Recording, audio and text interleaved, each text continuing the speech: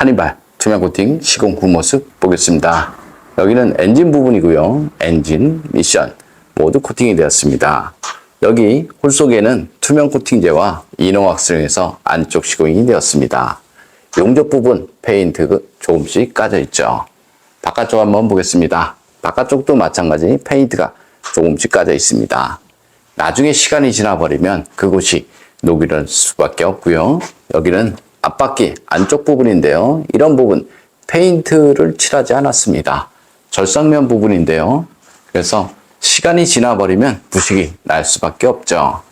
여기는 타이어 있는 부분인데요. 페인트 쪽에 문제가 생겨버리면 습기에 의한 부식이 발생이 될 수밖에 없죠. 여기는 앞바퀴 휠하우스 있는 부분이고요. 언더코팅 비중을 보면 이쪽 부분 이렇게 좀 되어 있습니다. 전체적으로 봤을 때 한 20% 되어 있다 이렇게 보시면 되고요.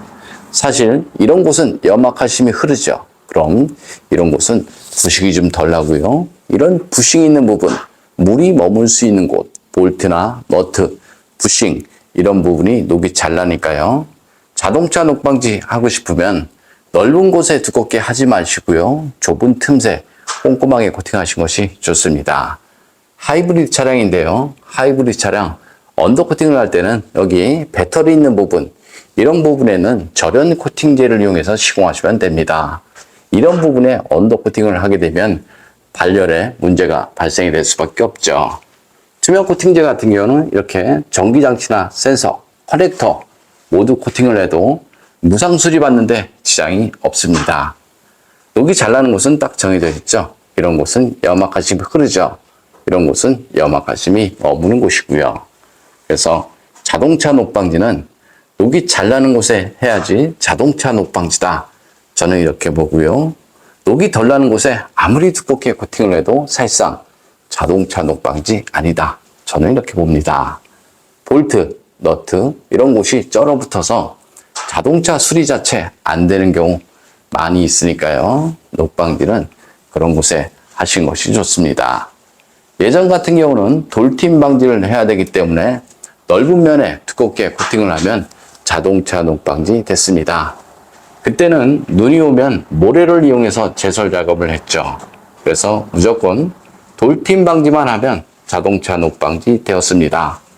하지만 지금은 물로 변한 염화칼슘이 이렇게 볼트나 너트, 좁은 틈새 스며들면서 부식이 발생이 되기 때문에 넓은 곳에 아무리 두껍게 코팅을 해도 자동차 녹방지하고는 별 상관이 없다. 저는 이렇게 봅니다. 코팅 나라 보증에 대해서 설명드리면요. 주행 중 사고나 부품 교환, 바닥 긁힘 이런 것들이 발생이 되어도 10년 동안은 무조건 무상 시공되니까요. 코팅 나라 보증에 대해서도 걱정 안 하셔도 됩니다. 좀 더 자세한 내용은 네이버에 코팅 나라 검색을 하면 제 블로그가 있습니다. 카니발 엔진 코팅 시공 후 모습 보겠습니다. 앞쪽 플라스틱 부분 코팅하게 되면 먼지 부착률이 적어서 엔진룸이 깔끔하죠. 엔진룸 코팅의 장점은 엔진룸 안에 습기, 먼지, 염화칼슘에 의한 정기적인 트러블 이런 것들을 방지할 수 있습니다.